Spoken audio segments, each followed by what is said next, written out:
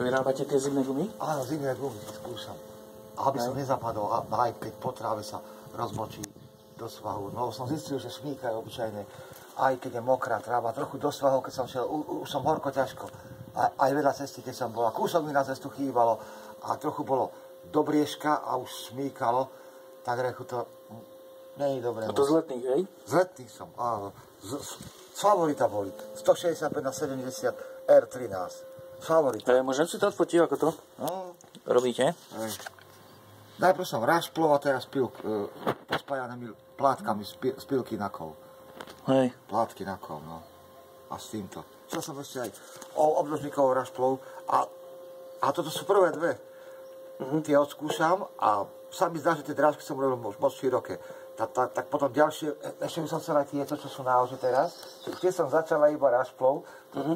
To ešte nie je dokončené, to som len tak nábehom. No aby som v zime ešte stihol ich ešte aj používať. Ale tie dám dole a nahradím týmito lepšími, tieto odskúšam a potom už som si objednal užšie rašple okrúhle, lebo tu som aj v Žiline, aj tu som videl, iba všade majú len s priemerom pri ručke, no tam, kde je akože najhrubšia rašpla okrúhla, majú desiny alebo osmičky najmenšie. A ja myslím, že by bolo ešte lepšie, ešte by bola lepšia šestka, už keď bola akože pri ručke tam, kde je najhrubšia. Okrúhla, ale šestka. Také nemali. By lepšie drapáky boli, hej? No, aké ostrejšie. Aj. A už je, no sa mi zdá, že to je už moc široké, že keď náhodou po skle by sa išlo, alebo po nejakom drobnom, nejaké klinice, alebo také nejaké úlomky, špony, no také sú široké už medzery, tak to by mohlo nejako skôr nejak preraziť. Ale keď budú trošku tesnejšie o 2 mm, tak možno už aj skalky po štrku a tak, no už sa tie štople skôr budú chrániť. Ale zase po snehu už takéto širšie sú podľa mňa lepšie, lebo sa aj ten odtlačok spraví taký pevnejší, v tom snehu sa stlačí a už má o čo koleso potom opreť. Tak dobre to bude držať na snehu, hej? Snehu by to malo veľmi dobre podľa mňa, hej? Som si istý, no aj keď to ešte nemám oskúšané, ale som si istý. Lebo takéto som si všimol, že takéto podobné vzorky majú aj vojenské transportéry, OT-62, tie Scottish, čo majú 4 nápravy, aj prieskumní transportéry majú presne takýto istý vzor majú. Aj taktoré tie jeepy vojenské, aj ruské nákladné autá. A som sa rozprával aj s našimi vojakmi, čo šoferovali transportéry a mi verovali, nezapadli nikdy. A behali s nimi aj v zime po lúkach, po lesoch, aj do kopca po lúkach, keď pršalo, a že nezapadli. A presne takýto vzor mali.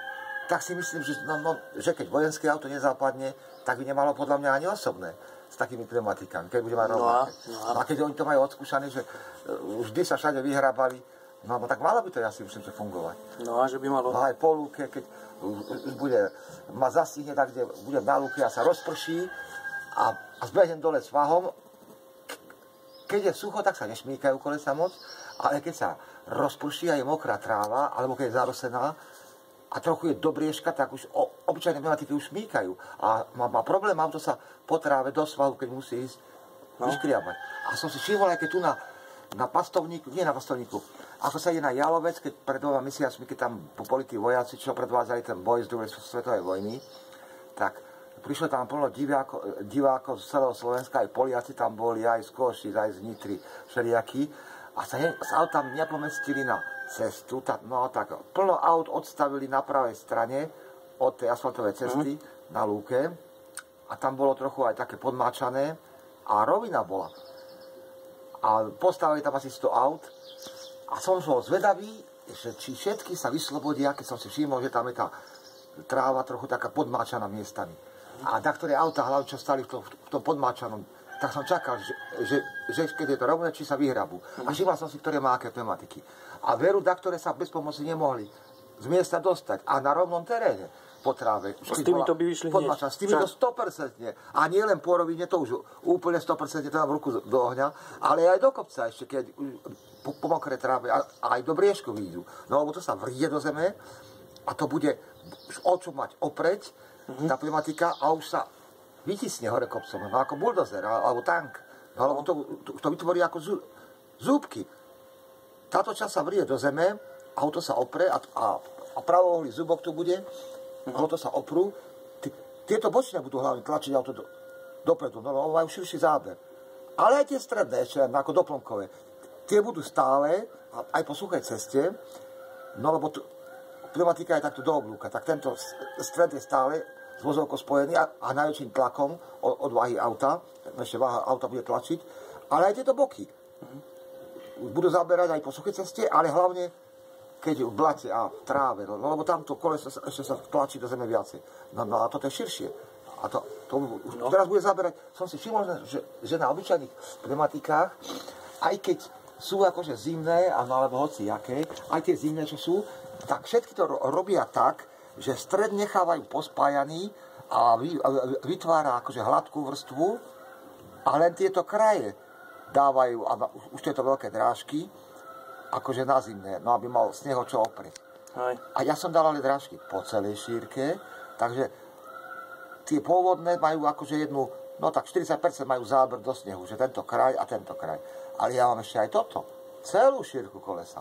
Takže to bude ešte väčšia účinnosť drsnosti, lebo koleso bude opierať aj v tomto záreze tuto, no sa oprie o zem alebo o sneh, a ešte aj tie boky.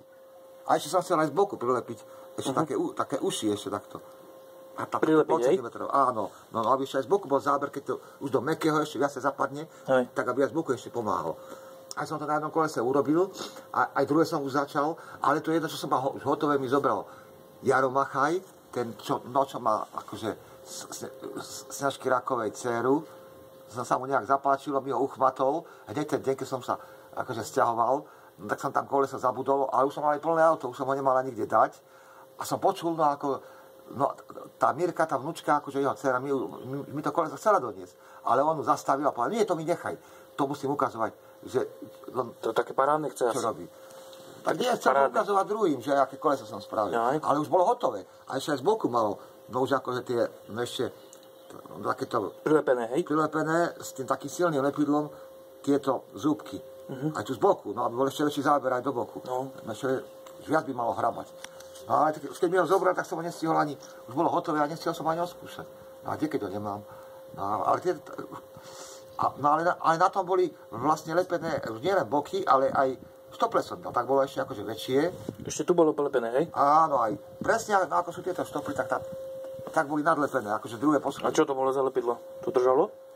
Extrémne silný cheoprén som použil a ešte som tam dal aj pre istotu, aj tie sekundové som použil, tie čínske. Z boku ešte trošku som tak, dierky som tak trošku zalepil ešte. A držalo to pevne. No a som to nestihol odskúšať, že už na pevnosť. Tak a trochu som to odskúšal, do zveráku som, tu mám aj vzor, už na pevnosť som si najprv, no iba jeden, no ten zúbok takýto, to čo som nadlepoval z pneumatiky, tak som si odrezal z pneumatiky takýto jeden kúsok, ako vzorku, ako prierez, a tam som tú gumu nalepil a dal som to do zveráku, aby to vytrčalo, a z boku, že akú to má silu šmiku, z boku som to takto obrátil a na hranu toho zalepeného som položil propanbutánovú bombu 15 kg, tú veľkú. Celou váhou, už na to zalepené, z boku. A držalo. A držalo a neotrhlo. No a tá bomba váži, tuším, prázdna 15 kg, tam je aj napísané, koľko váži. A bola prázdna. Asi 15 kg váži. Nadržalo to. Tak som potom chcel aj niečo ťažšie dať ešte, ale potom Snežka zase volačo kričala, že potrebuje už volačo, tak som musel odbiehať a ju stále opatrovať. No tak som nestihol ešte väčšiu váhu odskúšať. Že tú hranicu pevnosti, že kedy to už lepidlo už proste prestane už držať a už proste stratí pevnosť. Ale do 15 kg neotrhlo. Tak potom aj tie pneumatiky by mohli. No a keď som to nestihol odskúšať, no keď mi ho pajzrol to koleso, on si ho nechal, neviem čo s ním urobil, no a si ho nechal. No a potom som prišiel, som zrátal pneumatiky a som zistil, no, že mi chýba jedno. Akurát to hotové. Až potom som zistil, keď som už začal vyťahovať z auta veci, pozerám, pána, kde je to polepené, čo už bolo komplet hotové. Presne takéto rozmery mal ako na Renault. 175x13. A som ho nenašiel, tak už som vedel, a som počul, ako si tam šepkali, že hej, to mi nechaj. No a on si to koleso nechal. Už by som ho mal odskúšať na aute, že ako to drží a tak. No a keď ho nemám, tak ani skúšať nemôžem. Ani neviem teraz, že či to vydrží alebo nie. No tu mám tú vzorku, čo som skúšal. A 15 kg to udržalo, no tak je to lepidlo aj pevné. Zvolá, čo aj vydrží. Možno by to aj vydržalo, tie stople. No ale keď to sú len dohady, keď nemám odskúšané, tak neviem.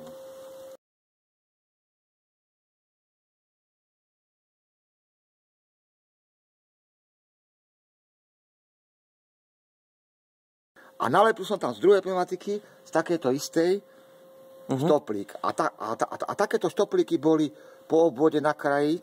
To je tento kraj. Celé som po obvode. Celé komplet koleso bolo. Toto bolo polepené, hej? Tieto? Hej, s týmito bočnými takto a tu boli také menšie.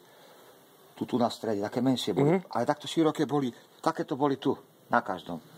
Hej. Tak vlastne bolo hrubšie koleso ešte. Dvojnásobne hrubšie. Pôvodná hrúbka a ešte táto hrúbka bola. No, tak ešte väčší záber. No boli drážky aj tie pôvodné a ešte bol druhý stupeň drážkov, tí, čo som akože vytvoril.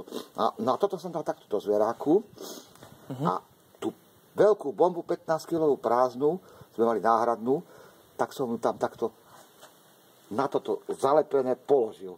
A iba takto prštekom som ju takú rovnováhu len držal a na tie svoje hranie, čo má po vode, takto Držalo. Tuna bola opretá celou váhu, tlačila 15 kg a neotrhlo.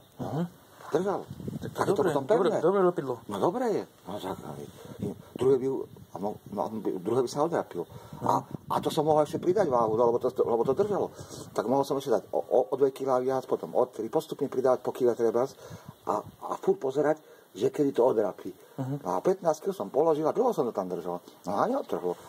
Ani puknuté není. Nič. No tak má to pevnosť. A to som použil to extrémne silný chemoprén a ešte som dal aj trochu sekundového.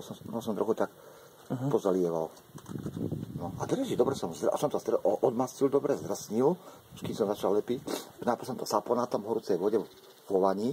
Najprv mechanicky som celé koleso dročeným kartáčom vydrhol do kríža aj rovnobežne, potom kartáčom a saponátom, ale najprv dročením. Potom vo vani v horúcej vode s jarou, vydrhol celú pneumatiku, potom som ju vyšmirgoloval a nakoniec odmastil technickým benzínom a ešte som aj acetónom troška. A potom som nechal vysušiť a takisto som odmastil aj tieto gumy a zdrsnil, čo som lepil, tieto kúsky a potom som ich s tým chemoprénom, majú dva druhy tých chemoprénov vo farbiláky alebo v drogeriách. Majú obyčajný a extrémne pevný majú. A ja som ten pevnejší kúpil. Ešte ho mám aj v taške. Takú 100 gramovú krabičku plechovú. Takú väčšiu. A ešte mám aj v tube. Ale ja som v plechovici. A som zistil, že on sa dá riediť. Je prchavý. Už keď sú veľké horúčavy, tak dosť rýchlo schne a sa zahusťuje. A ak treba veľké plochy už natierať, tak je lepšie, keď trošku tak nie je až tak veľmi horúco. Alebo aj keď je, ale potom čo je viacej minie riedidla. No lebo to rýchlo potom sa zaustuje a ešte sa už potom stvrdne. Ale s acetónom sa dá to lepidlo normálne riediť. Aj umyť štetec, keď aj úplne zaschne, aj tvrdý ako kameň. Do acetónu, keď sa ponorí, tak normálne za chvíľu sa potom postupne zmekne a to lepidlo sa tam rozpustí a keď sa pridá do toho lepidla, že je moc husté, trochu acetónu a dobre sa rozmieša, tak si ho človek s acetónom môže riediť presne ako potrebuje. Ak potrebuje riedke, tak riedke, ak trošku hustejšie, tak stačí, keď dá menej, alebo aj keď je riedke a ho trochu nechá odpariť, tak tým, že sa odparuje, tak sa automaticky sám aj zahustuje. No. Ale je dobre tá prvá vrstva riedka a stačí jedna vlastne. Ale na obidve plochy. Aj na spodok, aj na vrch treba dať. A počkať takých 10 minút, kým to trošku zaschne a potom pritlačiť. A už nehýbať. A keď človek pritlačí, tie natreté plochy po tých 10 minútach schnutia a potom ich dáš k sebe, tak už to pevne drží. A ešte by to mohlo byť aj dlhšie zaťažené, ale tam píšu, že stačí krátko, pár sekúnd, ale dobre pritisnúť po 10 minútach schnutia. Pritisnúť a udrží. No ja som tak urobil a neodrapilo. A ešte mi jeden tvrdil, čo som mu 2 kolesa predal z favorita náhradné, tej garambášovej Katky, brat, to čo s ním ona chodí, no je priateľ, no tak on tie kolesa, jej brat, jeho brat, no si kúpil 2 favorita, ale tie neboli polepené, nič neboli, len boli umyté a ešte som tam také úpravy urobil, aby sa kolesa aj pekne lígotali, že som, a to som urobil aj na týchto kolesách. Aj toto a takéto isté ešte na favori ešte jedno. Aj tie, čo som už predal. No tej garambášovej priateľa brat. Že som ich natrel chemoprénom riedkým z boku, zvonky. No, aby sa tak ligotali. S tým riedkým, silne pevným lepidlom, ale som ho zriedil s acetónom, aby bolo riedke ako farba. A som natrel gumu dvakrát s takým riedkým z boku. Celé toto. Až potiaľ to. Potiaľ to som. Všetko. Z obidvoch strán. A potom, keď to uschlo, tak ostalo, aha, aj teraz to už vidno, je takéto Hej, vidím také. lesklé je to, no. Hej. Hej. A to podľa mňa ešte lepšie, lebo tá guma potom nepuká, no to, aj proti soliam. Aj pevnejšia je. Aj pevnejšia, áno, tie pory sa upchajú s tým lepidlom, No. a potom by podľa mňa ani vzduch nemal tak rýchlo utekať. Už keď ona sa napukne, to sa roztiahne tá guma, no ale tá vrstva lepidla to podľa mňa ako chránia aj proti žieravinám trošku, no akože proti soliam a tak. A ešte som ich natrel, už teraz neviem, či som aj tieto. A sa mi dá, že aj tieto. Aj znútra som natrel. S tým lepidlom. Aj znúky toto. No, celé. S chemoprenom. Áno, aj znúky som. Tuším raz. Zvonky som dvakrát a znútra raz. Celé, znútra. No, aby to tiež tam ešte bolo zlepené, no, aby bola ako hustejšia tá pneumatika. No, aby menej fučala, keď bude akože bezdušová. Ale ja ich idem aj tak robiť. Aj keď boli bezdušové, dám tam ešte aj tak aj dušu. No som ich pretral tým lepidlom, aby boli hustejšie, a ešte dám aj dušu. No, aby to ešte bolo tesnejšie. Hej. No, No dobre, tak ja idem. Aj sa také stoplíky. Robotu mám. No, tak to špekulujem. Hej.